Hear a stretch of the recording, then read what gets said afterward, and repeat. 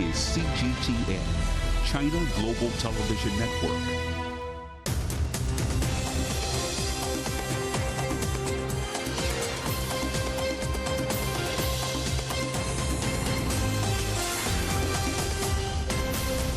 Live from London, this is The World Today. Hello, I'm Jamie Owen. Welcome to the program. Our top stories. Brazil is back, so says President Lula da Silva as he tours the Chinese financial hub of Shanghai during his state visit. Our other headlines: pensions protests in Paris, another day of strikes across France. The luxury brand LVMH is targeted by the demonstrators. These are the live pictures from the centre of the city. Searching for the source was a man working on a military base behind the huge leak of United States intelligence. And Ukraine and Russia trade barbs over how much Russia controls of the Ukrainian city of Bakhmut. Brazil is back, so says President Lula da Silva, visiting China's financial hub of Shanghai as part of his state visit to the country. He's seeking to boost trade ties with China and reposition Brazil as a global player. Lula attended the official swearing-in of a close advisor and former Brazilian president, Dilma Rousseff, as head of the new development bank. The bank has been set up by the BRICS economies of Brazil, Russia, India, China and South Africa. Well, let's talk to our correspondent Wu Bin, who's watching events for us in Shanghai. Wu Bin, tell us more about President Lula's efforts in promoting Brazil-China ties.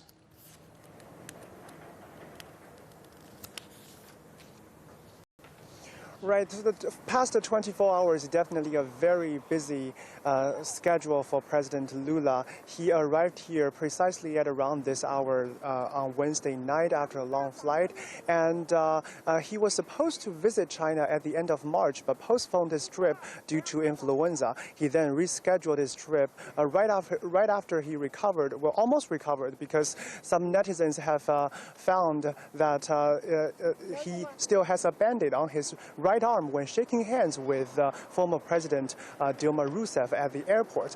And on Thursday morning, Lula attended the inauguration ceremony of the new head of a new development bank, or NDB, or also known as BRICS Development Bank. The bank is seen as a symbolic achievement for BRICS cooperation, and also the new head is actually the former president of Brazil, Dilma Rousseff. At the ceremony, President Lula said that he hopes the business transactions among BRICS states to be carried out in their own currencies rather than US dollars. And Thursday afternoon, he visited a research center of Chinese telecommunications giant Huawei in Shanghai. And Lula came to the Shanghai Center at around 2:30 and has stayed in the company for about 1 hour. Well, the visiting excluded media groups, but Lula, after the visit, he posted a tweet saying that the company gave him a presentation on 5G and the solutions in telemedicine, education, and connectivity. And he also praised a strong investment in research and in innovation of Huawei.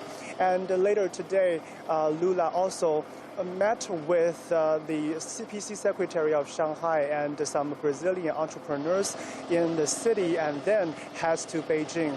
Tomorrow, he will be meeting Chinese President Xi Jinping, in which more than 20 bilateral agreements will be signed.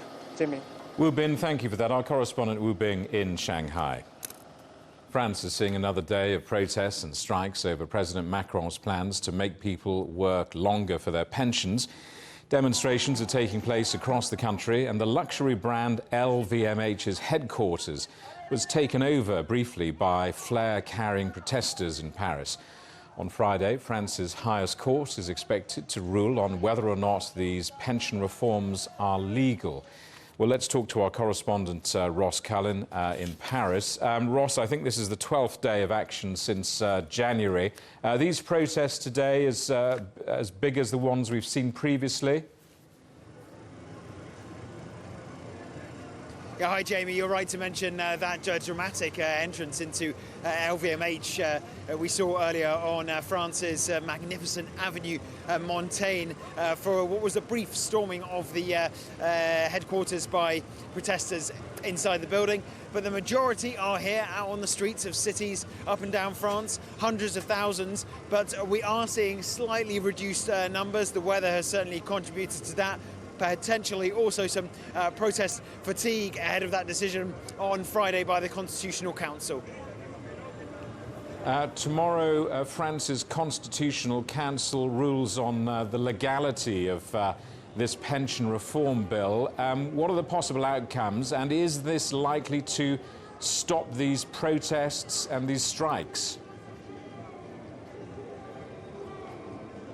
Well, we've heard Laurent Berger, who's one of the leaders of one of France's biggest unions, say that this is not the end of union action, although he was suggesting that there could be taking a different form perhaps, and he evoked May the 1st as well as maybe the next day of major action, International Labour Day. We always see protests on May the 1st, but perhaps this year they could be even bigger than normal because of the ongoing crisis related to pensions reform. But the next stage in this drama is Friday, is the decision by France's Constitutional Council. 9 members of that council who've been scrutinising that legislation for a month, and they will be focusing on purely the technicality, purely the constitutionality of the legislation. There's no political overtones like we see in the US, for example, with the Supreme Court. It will be a technical outcome of their decisions, and they will choose to totally approve, partially approve, or totally invalidate the legislation. If they totally approve it, the president can sign it into law into its entirety. If they partially approve it, he can sign into law only the bits of the legislation that they approve. And if they totally invalidate it, well, that's a full censure, and it's back to the drawing board for the government.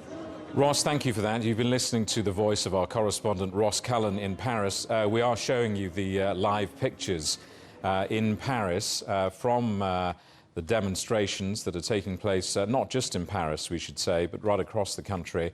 You're seeing, I was going to say riot police. I'm not sure if they're riot police. I mean, there's certainly police who are dealing with a demonstration or dealing with strikes. Just a few hours ago, one of France's big names in the world of luxury, LVMH, their headquarters were taken over by protesters. We may see these scenes coming to an end tomorrow if France's highest court rules on whether or not President Macron's pension reforms are legal or not, but you can see from those pictures, I don't need to tell you that tempers are running pretty high in France over President Macron's proposed changes to retirement age in France. We'll return to this story later in the hour here on CGTN. Questions are continuing over the source of an alleged leak of highly classified United States intelligence files. The latest revelation suggests that Washington has been closely monitoring United States Secretary General Antonio Guterres and believes he's too willing to accommodate Russian interests. A number of documents relate to the conflict in Ukraine. The United States Justice Department has opened a criminal investigation, and there are reports that the leaker is a man who works on a military base. Well, let's talk to our correspondent, Yola David, who's been following the story for us. Well, what more do we know? What more can you tell us about the alleged leaker? I'm quite sure that the authorities and the investigators are looking at this very detailed article that was published late last night, our time, in the Washington Post. Because they named somebody who's called OG, they've spoken and videotaped 2 members, one of them a teenager, under 18 years of age, before they released this article. And OG is somebody, a person who was a part of an online chat group, said to have around 25 members, not all of them in the United States, half of them actually abroad, outside the US, in Asia, Eastern Europe and so on. And over a period of time, 6 to 8 months, OG, which is an alias, of course, saying that he was releasing text initially and then changed to actually photographs of some classified documents, which are now being shown online and published online by many newspapers and news agencies. Now, according to the two members, young members of this group, online chat group, the online chat group is called Thug Shaker Central on the Discord platform, which was mentioned yesterday. The OG is fit, he's strong, he's armed, he's trained, a young, charismatic man who loves nature, God, shooting guns and racing cars. So I think the authorities will most certainly want to find out who he is. These two young members of the group say they know who he is and they're not prepared to say any more than that. And of course, now that the secrets are out and are being published, not just in the United States but worldwide, the FBI are really searching for this person. Yolo, thank you for that. Our correspondent, Yolo Abdavid. South Korea and Canada are set to hold talks about an information security agreement. According to a Canadian government source, the proposed deal would allow intelligence sharing and promote security ties. Canada announced talks on a similar agreement with Japan last year. The DPRK has reportedly launched a new type of ballistic missile. South Korea says it flew about 1,000 kilometers and appeared to be a new weapon displayed at recent military parades and possibly used solid fuel. Solid fuel missiles can be ready for launch faster than liquid-powered models because they're fueled at the point of manufacture. The launch triggered a missile warning in North Japan, with residents told to take cover. Ghana has become the first country in the world to approve a new malaria vaccine from Oxford University that has been described as a world changer. The mosquito-borne disease kills more than 600,000 people each year, most of them children in Africa. Trial data showed the R21 vaccine was up to 80% effective when given as 3 initial doses.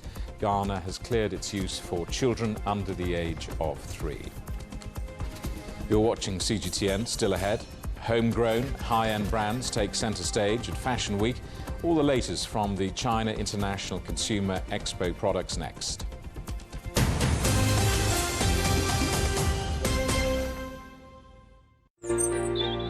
Ever wondered what's the difference between a bear and a bull market? Where are the cash cows? And who are the lame ducks? And what exactly are black swans? Grey rhinos? And unicorn companies? Make sense of it all with Global Business, only on CGTN. There's a new agenda for a new world, accelerating change in almost every part of our lives. It's shifting the norms of how we work, travel, and connect.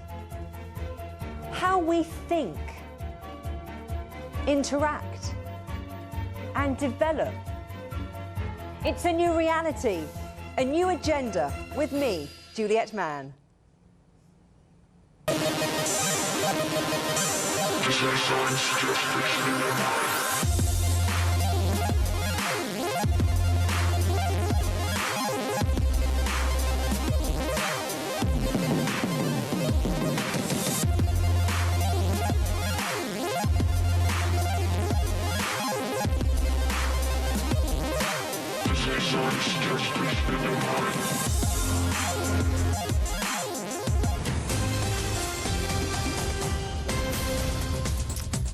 Hello, welcome back. A reminder of our top stories. Brazil is back, so says President Lula da Silva as he tours the Chinese financial hub of Shanghai during his state visit.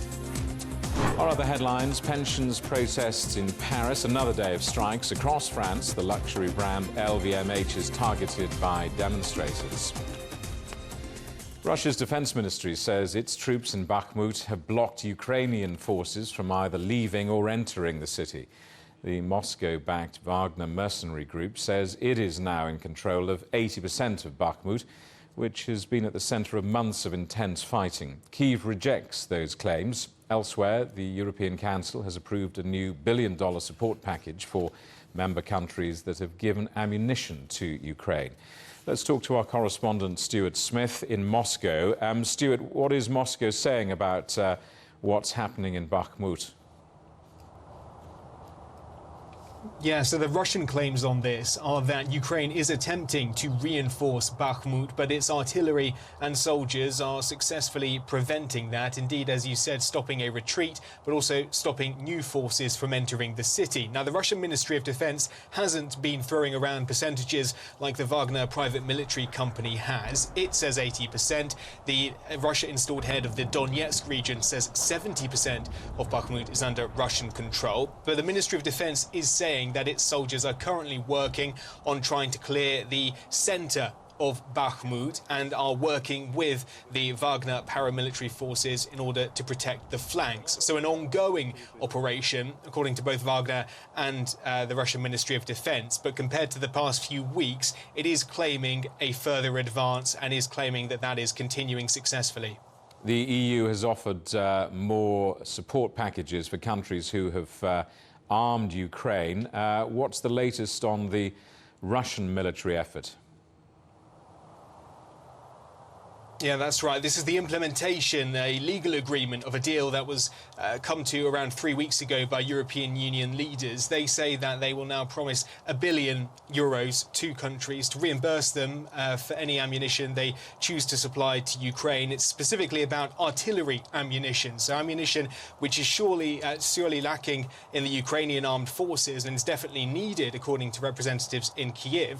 But it is also to allow European Union countries to take what is potentially stocks they already have, potentially existing orders, and send it to Ukraine and be fully reimbursed. The European Union says the agreement claims that this shows the Union is steadfast in its support for Ukraine. But this is just the first part of the implementation of a package which is meant to help Ukraine over the next 12 months. Stuart, thank you for that. Our correspondent Stuart Smith in Moscow. Norway says it's expelling 15 officials from the Russian embassy in Oslo over spying claims. It says the group are intelligence officers who are operating as diplomats in the country. Their removal cuts the number of embassy staff in Oslo by a third. Moscow says it plans to respond, but has given no details. Russian opposition leader Alexei Navalny is unwell with what his representatives say may show signs of poisoning. It's claimed that Navalny, who's being held in a prison outside Moscow, has been suffering from a stomach infection and has lost a substantial amount of weight. His spokeswoman has said on social media that he's possibly being poisoned slowly in a way to attract less attention. The Kremlin hasn't commented on Navalny's condition, saying it's a matter for prison authorities. The European Space Agency has had to postpone its planned satellite launch to Jupiter at the last minute. The Jupiter Icy Moons Explorer mission, or JUICE, is hoping to study the planet and explore whether its ocean-bearing moons can support life. It would be one of the Space Agency's biggest ever missions. Well, let's talk to our correspondent Trent Murray in the German city of Darmstadt, home to the European Space Agency. Trent, I guess everybody a bit disappointed, a bit of a letdown. When do they hope to try all this again? Yeah, that's right, Jamie, and it really came at the very last moment. We had been green for launch all throughout the day. It was all looking very good, but then right at the last minute, the mission controller decided to abort the liftoff of that Ariane 5 rocket, and that is because of a thunderstorm cell in the area. They were concerned of possible lightning striking either the launch vehicle itself or its payload, that JUICE spacecraft you mentioned, which will travel into space. So what they are now saying is that they are going to wait 24 hours. There is a very small margin here for liftoff. They have to take off within 1 second of the planned time in order for that rocket to hit its intended trajectory. It's worth noting that it's not going to make just a straight beeline for Jupiter. Instead, it will make several flybys of the Earth, the Moon, as well as Venus, in order to try and suck up that gravitational pull, if you will, to get some more power and then essentially slingshot itself off to Jupiter. Now, it is there then that the mission really will begin. That is when they will conduct those flybys, particularly of those 3 moons, Ganymede, Callisto, and Europa.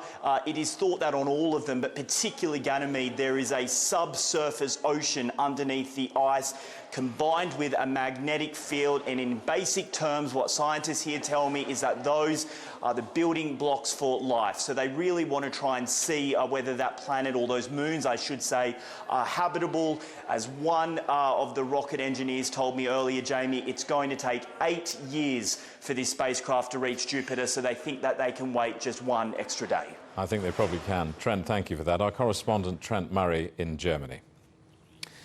Japan's government says it remains committed to its plan to release wastewater from the Fukushima nuclear plant into the ocean. The move, which is set to begin later this year, has sparked international condemnation with protests at home and abroad. But officials insist the water will be properly treated and poses no threat. Our correspondent Terence Terashima reports now from Tokyo.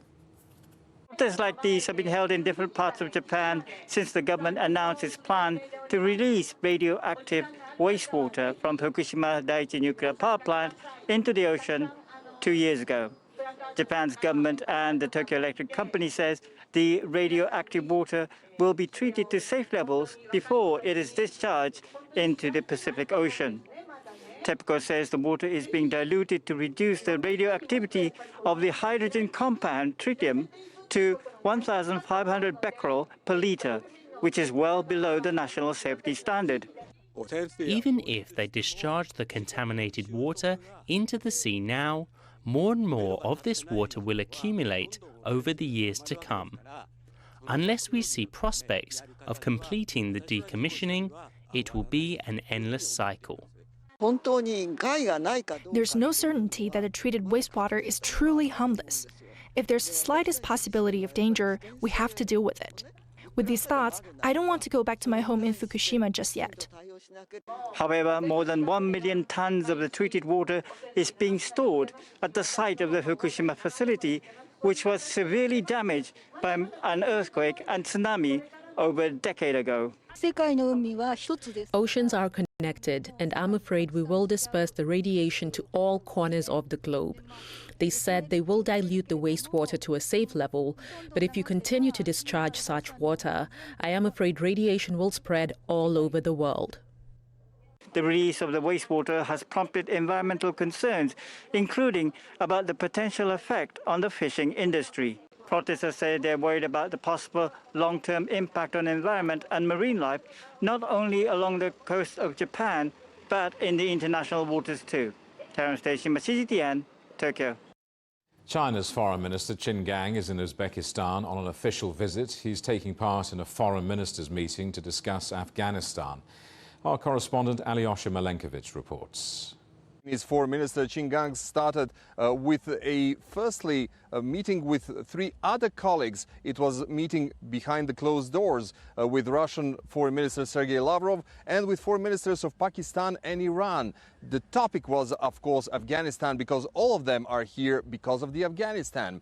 The meeting behind the closed doors lasted around 45 minutes, and first to leave was Russian Foreign Minister Sergei Lavrov. A little bit after that, he was followed by Iranian foreign minister, while Chinese and Pakistani foreign ministers stayed there for a little bit longer. After that, we had opportunity to hear Qin Gang at the press conference and his take on what is happening in Afghanistan, what needs to be done in Afghanistan, and what is China's position and China's vision of Afghanistan's future. And he said that China is very much aware of so many requests about the human rights that needs to be followed, about the rights of ethnic minorities, females' rights in Afghanistan, and that China is very interested all those standards to be met. But at this moment, as Qin Gang said, the most important thing is actually to feed Afghanis, because almost 2/3 of the country are hungry and the country is extremely poor. And maybe from the China's point of view, according to Qin Gang, the best thing would be firstly to attack the poverty in the country, and after that, when you address this, everything else can be addressed. It's Fashion Week at the China International Consumer Products Expo, and homegrown high-end brands are taking centre stage on the catwalk. CGTN's correspondent Huang Fei reports.